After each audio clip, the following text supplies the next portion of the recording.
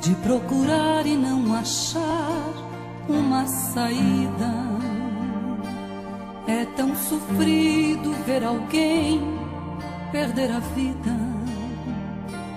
O desespero toma conta no coração. A dor, e se chamar a petição não respondida, de esperar e ver a vida destruída, e concluir que não existe mais o que fazer. Mas ele vem aí e vem pra decidir. Se o teu caso está perdido, ele faz o impossível, pois ele tem poder, ele te faz vencer. Sim, ele é o teu amigo, o seu nome é Jesus Cristo.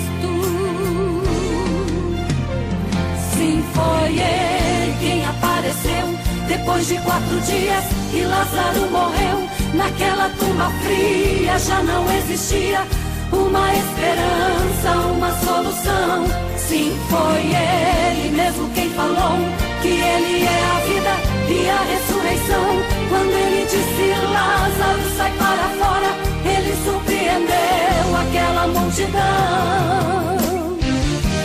Ele vai além da medicina. Quando ele estende a sua mão, quando já não tem saída, quando a morte vence a vida, ele ainda tem a solução.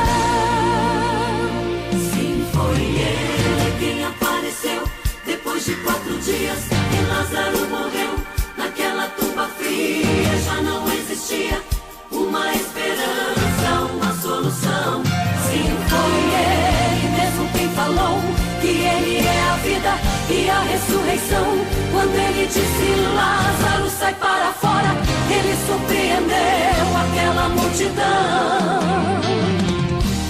Ele vai além da medicina. Quando ele estende a sua mão,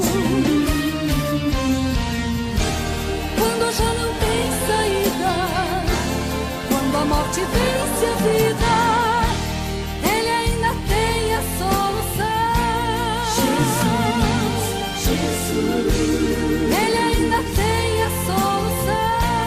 Jesus.